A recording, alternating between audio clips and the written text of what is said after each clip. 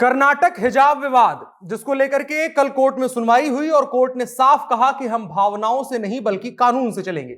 दूसरी तरफ कर्नाटक के मुख्यमंत्री ने 3 दिनों के लिए स्कूल कॉलेज बंद करने का आदेश दे दिया है। आज हम इस वीडियो में जानेंगे कि विवाद की जड़ क्या है, वजह क्या है और उसके साथ साथ कर्नाटक हाईकोर्ट में क्या हुआ और वहां के शिक्षा मंत्री और मध्य प्रदेश के शिक्षा मंत्री ने इस मामले को लेकर के क्यों और क्या बोला है। नमस्कार, मेरा नाम है अनुराग मिश्रा और आप देख रहे हैं जनता जंक्शन। लेटेस्ट और ठोस फर्नीचर खरीदना हुआ आसान अफजल फर्नीचर से। यहाँ आपको मात्र 34,500 में पूरा फर्नीचर सेट मिलेगा।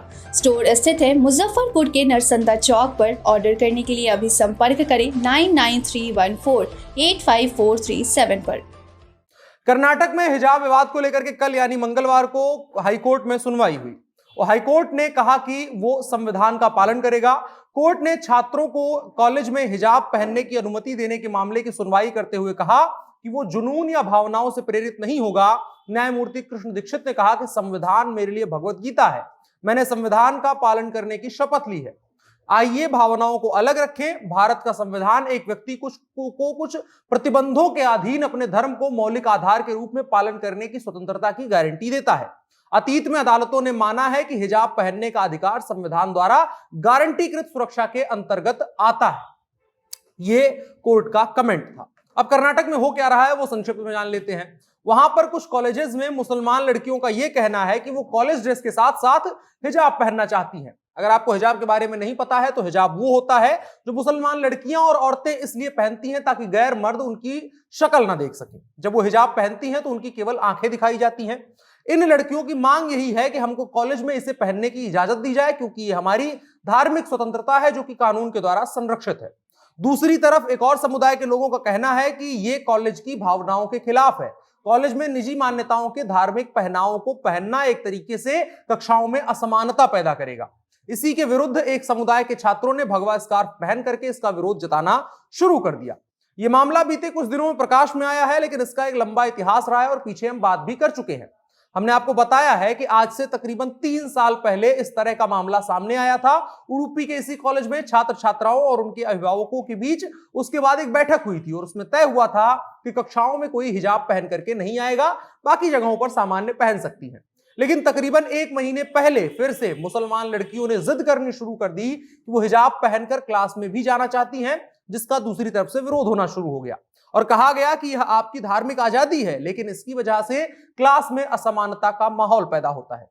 चूंकि कॉलेजों और स्कूलों का मुख्य उद्देश्य यही है कि एक कक्षा में बैठने वाले सभी छात्र छात्राएं समान हो और उनके बीच किसी तरह का अंतर दिखाई ना पड़े किसी भी स्तर पर।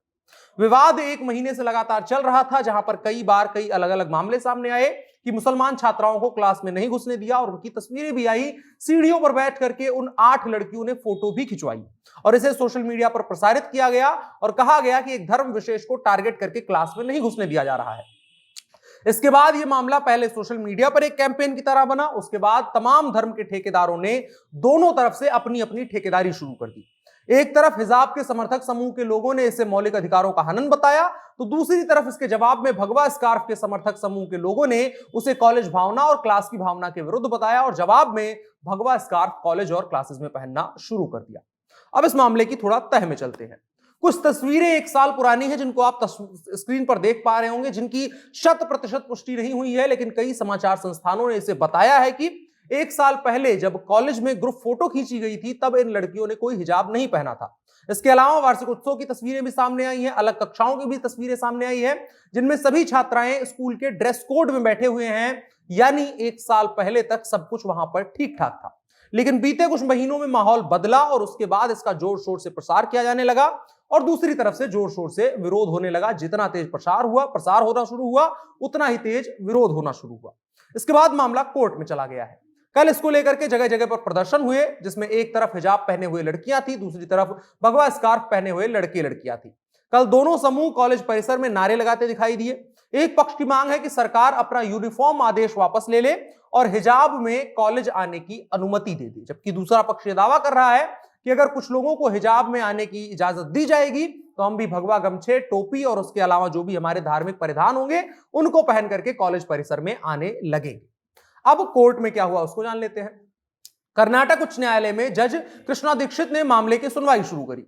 उनके सामने याचिकाकर्ता ने मामले की सुनवाई को स्थगित करने की मांग उठाई। याचिकाकर्ता ने तर्क दिया कि इस मामले में एक और याचिका दायर की गई है, ऐसे में जब तक सभी दस्तावेज ना आ जाएं, सुनवाई शुरू नहीं हो सकती है। वहीं याचिकाकर्ता की इस दलील पर कोर्ट ने कहा कि मामले में जो भी फैसला सुनाया जाएगा वो इससे जुड़े दूसरे मामलों पर भी लागू होने वाला है, अतः इसमें समय दिया जाना आवश्यक है। कुल मिलाकर के कोर्ट का कहना है कि एक फैसला जो होगा वो आगे तमाम चीजों के लिए नजीर बनेगा और एक नए तरीके का सिस्टम बनना शुरू हो जाएगा। इस वजह से तमाम पहलुओं पर ध्यान रखने की आवश्यकता है। यह कल कोर्ट में हुआ। इसको लेकर के अब सरकार क्या कह रही है वहां की। कर्नाटक के शिक्षा मंत्री का बयान आया है। कर्नाटक के शिक्षा मंत्री हैं बीसी नागेश। उन्होंने हिजाब को लेकर के जो विरोध हो रहा है उस मामले को पूरी तरह राजनीति बताया है। उन्होंने कहा कि अब तक सभी बच्चे नियम का पालन कर रहे हैं। कोई भी संस्थान हो, यदि वो एक नियम बनाते हैं तो जो छात्र वहां पढ़ना चाहते हैं उन्हें बाध्य होना चाहिए। शिक्षा मंत्री ने आगे कहा कि इतनी दिनों से धार्मिक स्वतंत्रता कहां गायब थी। ये राजनीतिक है। कक्षा में हिजाब पहनकर बैठना सरासर अनुशासनहीनता है। क्या होगा यदि दूसरे समुदाय के लोग भी, धर्म के लोग भी अपनी इच्छा के अनुसार कपड़े पहनना शुरू कर दें? क्या हम उन्हें अनुमति दे देंगे? छात्र आधे कपड़े में आना चाहेंगे तो क्या हम उनको अनुमति दे सकेंगे? शिक्षा मंत्री ने शिक्षा को धार्मिक रंग देने वालों के खिलाफ कहा कि क्या आप चाहते हैं कि स्कूल धार्मिक केंद्र हो? इस्लाम धर्म के 100 से अधिक बच्चे बिना किसी समस्या के यहाँ पढ़ रहे हैं और पास्ट में भी पढ़ते आए हैं। उनमें से कुछ को ही यूनिफॉर्म में रहने में समस्या हो रही है। स्कूल धर्म का प्रचार करने की जगह नहीं है। यह कर्नाटक सरकार के शिक्षा मंत्री का बयान है। इसके जवाब में कैंपस फ्रंट ऑफ इंडिया के स्टेट कमेटी के सदस्य मसूद मन्ना का एक बयान आया। इन्होंने कहा कि यह शिक्षा के अधिकार और धर्म का पालन करने के अधिकार का उल्लंघन है। ये छात्र आने वाली पीढ़ियों के लिए कक्षाओं में भाग लेने के दौरान हिजाब पहनने के लिए लड़ रही हैं। इसके बाद उन्होंने कहा कि यदि सरकार कोई समाधान नहीं देती है तो हम इसका विरोध जारी रखेंगे। छात्रों को मानसिक प्रताड़ना का सामना करना पड़ रहा है। इसके अलावा कर्नाटक के स्कूलों में हिजाब को लेकर के जो विवाद चल रहा है, ये बात मध्य प्रदेश भी पहुंच गई है। वहां के स्कूली शिक्षा मंत्री इंदर सिंह परमार ने एक बयान दिया है जिसमें उन्होंने कहा है कि हिजाब जो है वो स्कूली यूनिफॉर्म या कॉलेज के यूनिफॉर्म का हिस्सा नहीं है। यदि उस प्रदेश में यानी मध्य प्रदेश में ऐसा कहीं हो रहा है तो इस पर पाबंदी लगाई जाएगी। इंदर सिंह परमार ने कहा कि योजनाबद्ध तरीके से शिक्षा को गलत तरीके से पेश करने की देश में कोशिश की जा रही है। भारत की मान्यता है कि जिस परंपरा में लोग निवास करते हैं उसका पालन अपने घरों तक करते हैं।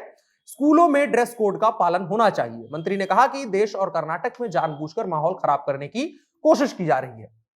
यह तमाम विवाद है, बवाल है, बयान है जो कल हुआ। अब इस विवाद के भविष्य की एक परिकल्पना स्थापित करने की कोशिश करते हैं। देखिए, कोई भी संस्थान, कोई भी देश, कोई भी राज्य, सबकी कोशिश यही होती है और यही करते हैं कि अधिकतर चीजें यूनिफॉर्म हो। अब किसी का स्किन टोन एक जैसा नहीं किया जा सकता है तो कोई सरकार, राज्य या संविधान उसके लिए लड़ाई नहीं लड़ती है। लेकिन देश की एक सेना का एक ही यूनिफॉर्म होता है। एक देश के सभी नागरिकों का एक ही राष्ट्रगान होता है। एक देश में रहने वाले सभी नागरिकों के ऊपर एक ही संविधान लागू होता है। ऐसी तमाम आवश्यक चीजें हैं जो बिना किसी भेदभाव के देश के हर बाशिंदे के ऊपर लागू होती है। इसी तरह से स्कूलों की भी व्यवस्था बनाई गई थी। एक स्कूल में एक ही तरह का ड्रेस कोड होगा, जिसके बाद छात्र छात्राओं के बीच में भी किसी तरह का भेद या विभेद नहीं रह जाएगा। हमने अपने अनुभव में देखा है कि स्कूलों में अगर आपके हाथों में किसी तरह का धार्मिक प्रतीक है तो उसको नहीं पहनने दिया जाता है। माथे पर तमाम चीजें लगाई जाती हैं, उनको लगाने से मना किया जाता है क्योंकि वो स्कूल के डेकोरम में फिट नहीं बैठता है और पेरेंट्स इस बात को मान भी लेते हैं। लेकिन अब अगर हिजाब का विवाद और गहराता है और अगर ऐसा कहा जाता है कि ये ड्रेस कोड का हिस्सा होगा, ये सपोज करिए आप, इसके बाद क्या होगा? जो अभी हो रहा है कि एक पक्ष के लोग अपनी तमाम मांगों को लेकर के आएंगे, दूसरे पक्ष के चाहे हिंदू धर्म के होंगे तो अपनी मान्यताएं ले आएंगे, जैनी होंगे वो अपनी मान्यताएं लेकर के आएंगे और फिर क्लास जो है वो सामान्य पढ़ाई की क्लासरूम की जगह एक नौटंकी की जो पूरा ग्रुप कम्युनिटी बन जाएगी। सरकार हर धर्म और खास करके माइनॉरिटी, अगर मुस्लिम की बात हो रही है तो इनके लिए अपनी संस्कृति सभ्यता को बचाए रखने के लिए मदरसों को एक अलग फंडिंग दी जाती है ताकि उनकी सभ्यता संस्कृति के हिसाब से चीजें वहां पर चलें और उस पर कोई रोक टोक भी नहीं होती है और उसके लिए हर साल सरकार बजट को रिवाइज भी करती रहती है। लेकिन एक कॉमन कॉलेज में अगर किसी को विशेषाधिकार दिया जाएगा तो वो दूसरों के मौलिक अधिकार का हनन होगा और जिसके बाद जाहिर है कि कॉन्फ्लिक्ट की स्थिति पैदा होगी। वहां पर पढ़ाई के अलावा सब कुछ होगा जो आज की तारीख में देखने को मिल रहा है, जो किसी भी सूरत में उन बच्चों के भविष्य के लिए सकारात्मक संदेश नहीं है। बाकी हिंदुस्तान का कानून आपको तमाम जो मौलिक अधिकार है उनका पालन करने की इजाजत देता है, लेकिन उसके साथ साथ ये भी कहता है कि दूसरे के मौलिक अधिकारों का उससे हनन नहीं होना चाहिए, यानी सबकी सीमाएं बटी हुई है। उन सीमाओं को समझिए। बाकी आपकी राय क्या है कमेंट बॉक्स में जरूर बताएं और साथ ही साथ वीडियो को साझा करें। मेरा नाम अनुराग मिश्रा है, आप जनता जंक्शन देख रहे हैं। कैमरे पर मेरे साथ ओम प्रकाश हैं। शुक्रिया।